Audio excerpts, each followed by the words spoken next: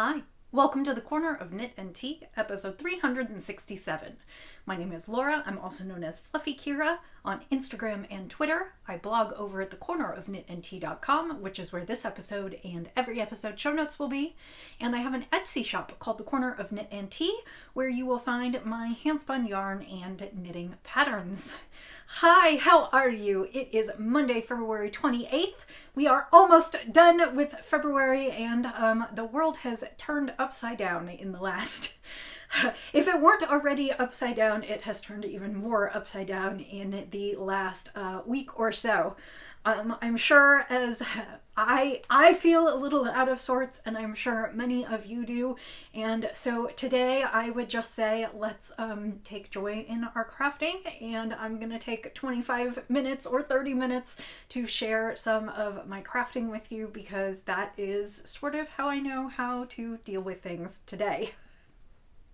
So, I hope you are doing well. I hope your week has been okay, and I hope that you are able to craft and comfort yourself in this kind of topsy-turvy time.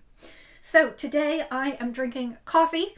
I made a pot of coffee over the weekend, and I am finishing it up today, and I am drinking it in my friend of the pod mug, which is Crooked Media, and they do political podcasts. Not that I want to get into politics, but they were my lifeline for many years. So I am drinking coffee, trying to enjoy the afternoon, trying to check off items on my to-do list, and sort of get things done in a world that seems very strange. So let's talk about what I've been crafting. I actually have two finishes to share with you this week, a new cast on and some new needle adjacent projects.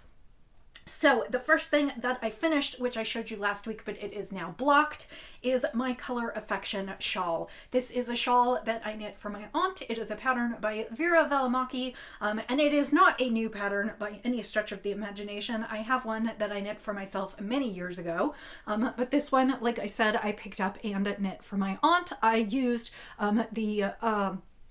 silver is a Treasure Goddess, Treasure Goddess Yarns Sparkle Toes, which is her sock weight base with stellina in it, and it is called Pieces of 8.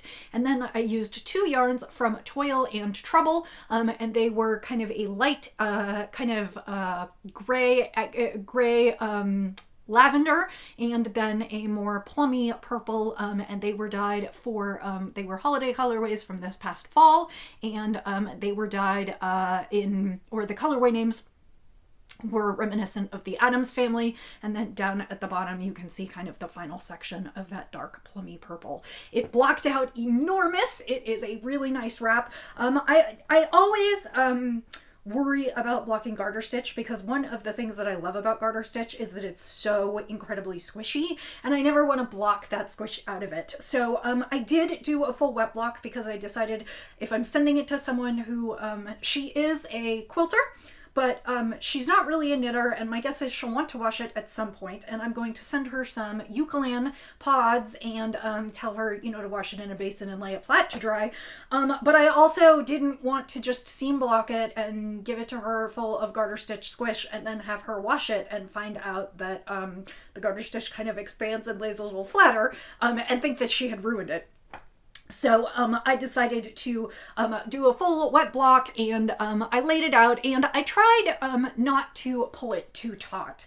I didn't want to get rid of some of that squish in the garter stitch that I absolutely love there, but I did also want it to be just a little bit deeper, and it is incredibly long. It is probably about 80 inches wide. It just, garter stitch does that, and it's beautiful, and I hope that she will enjoy it. I'm going to mail it out to her this week, but I wanted to show you that it was finished. I couldn't remember if I had finished the knitting last week. I don't think I did. I think I finished, no, I was right at the edge, and so I worked on the edge kind of Monday, Tuesday, Wednesday, and then I washed it and blocked it, wove in the ends today, and it is ready to go. So I will be sending that out later this week, and that means that I finished it in February, which was a total goal of mine. So the second thing that I finished this week is I pulled another skein of handspun yarn out of stash and knit a hat out of it. This was a skein of, I believe it was Ashland Bay Merino Silk. It was an 80/20 and it was in kind of a steely gray color. And then you can also see that there are blips of the silk in it because it was not completely blended. This is one of my early spins. It's a very bulky and in parts you can see that my singles were not that well spun. Some of them they're very inconsistent. But I knit it up into a hat.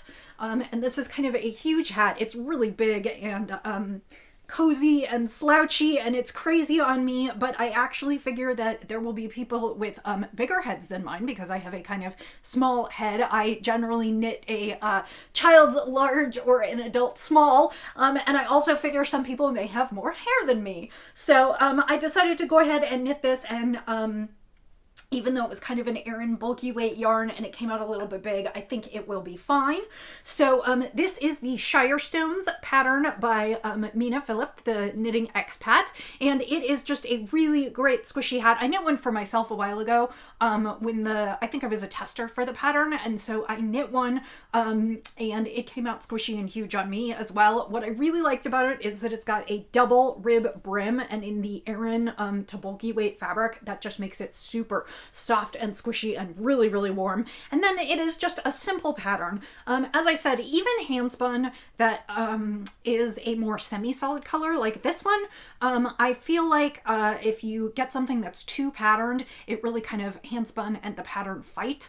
And I really don't like to do that because I really feel like it just takes away from the beautiful handspun. So this is just kind of a little bit of a broken rib pattern, and I really like it. And as you can see, there are spots, like I said, where the silk kind of stands out, and there are spots where let me see if I can find a couple of them for you. I know I'm not supposed to show off but like here you can see that my my yarn was not that well plied, so it is a little rough, but it's a very soft hat, and I think it will be great for someone. So it's going into the box and will go with other hats throughout this year, and that means that I got a second hat done this month.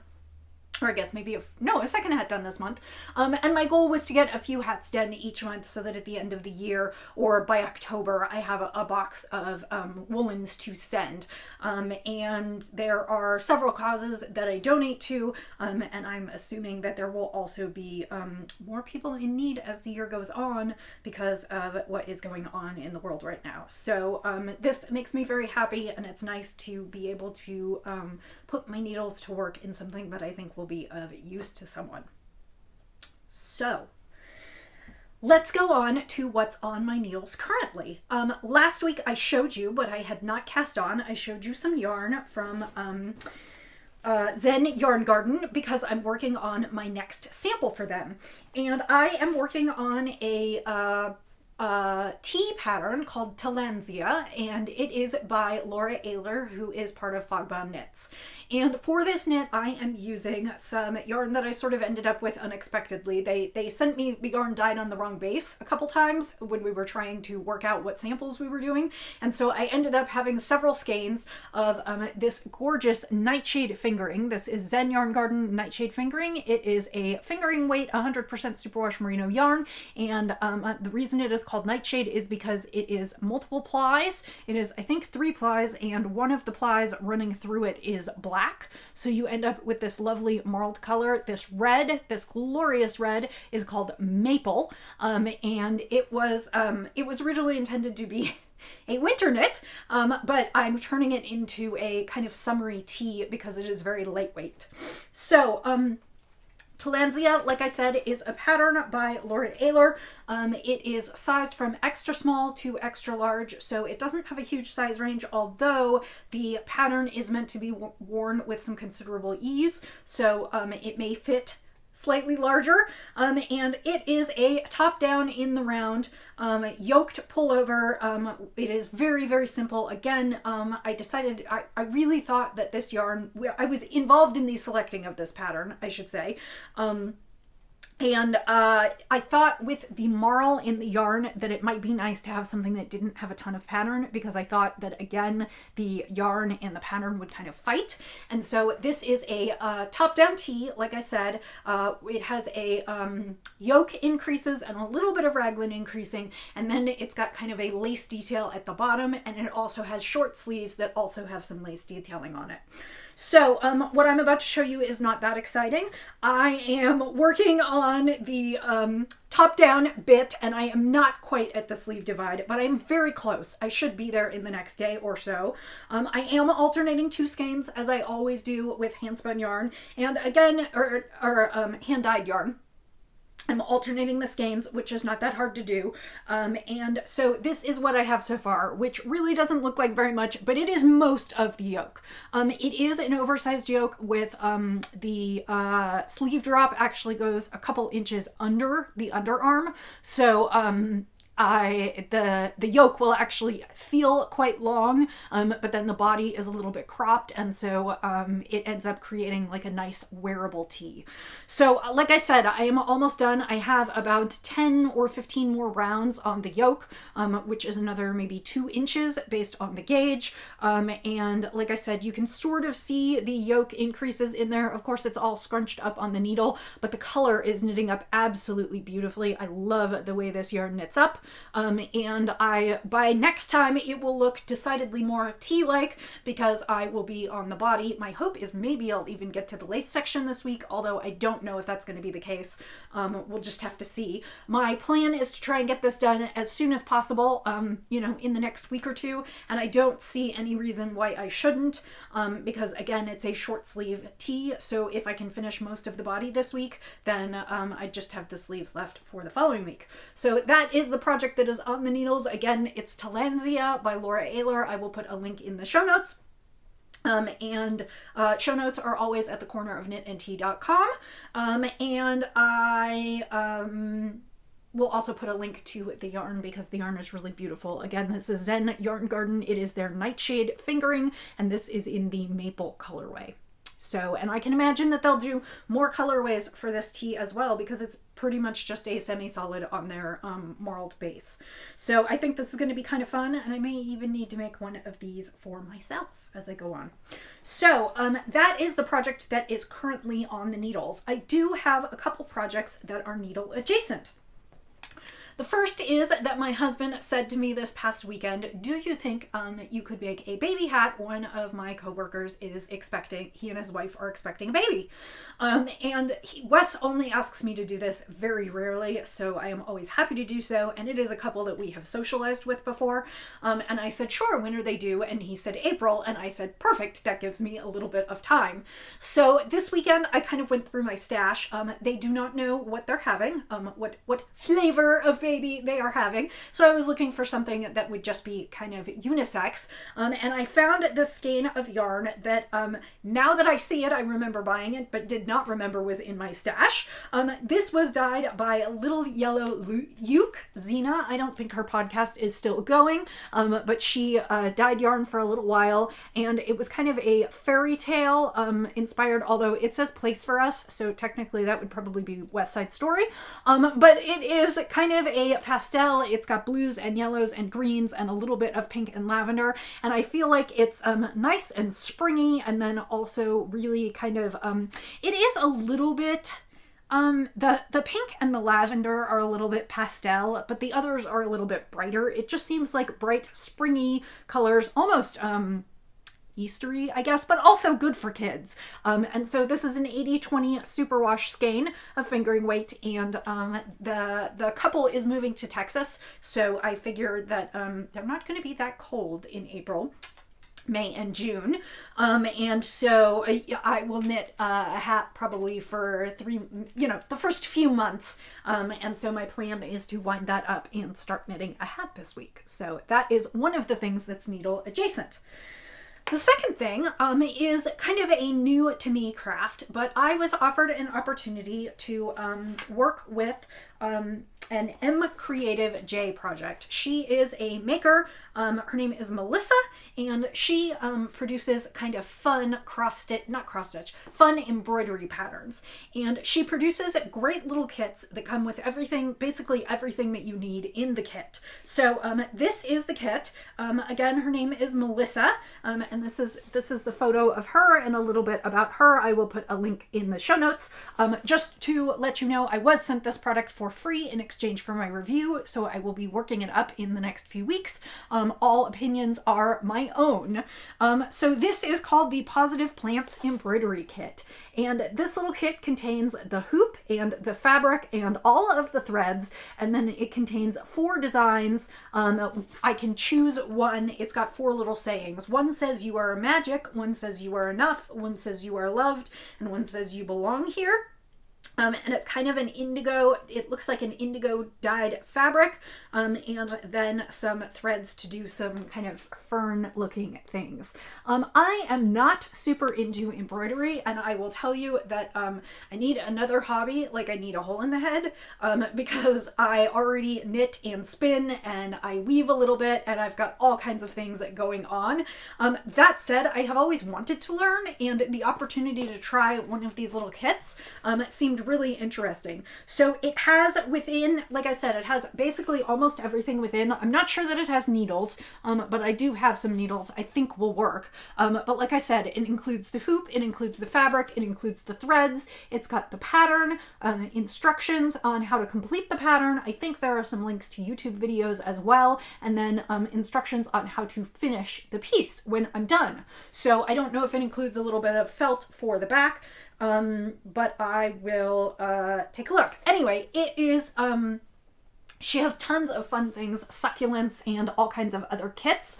And so I will be putting a link to her products in the show notes, and then I will be working on this in the next week or two. I don't know if I'll finish it this week, but it is kind of on, my review is due in March, so I would like to get started on it so that if it takes me a little bit longer, I can still make the deadline. And ultimately I will talk about my review on the podcast, and then I will also put it on my website. So if you want to check that out, that's what I'll be working on in the next week or two. So let me take a quick sip of coffee, and then we will go on to spinning, and then we will be done.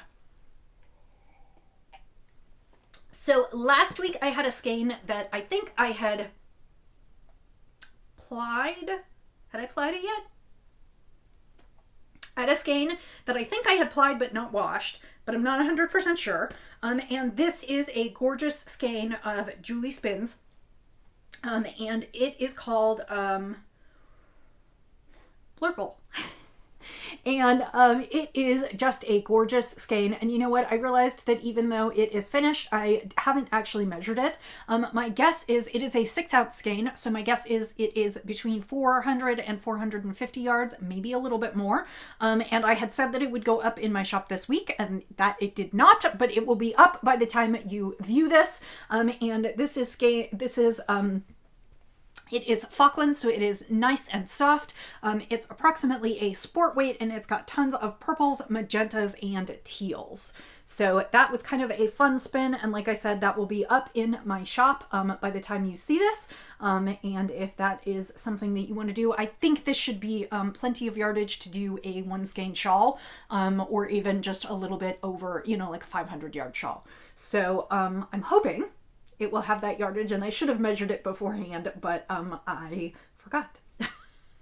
So I did finish the spin that I was working on last week. Remember, I said I wasn't sure I finished the singles of the spin that I was working on last week. I wasn't sure if I was going to get to ply it, and I meant to ply it this weekend and completely forgot because the singles actually were done before the weekend.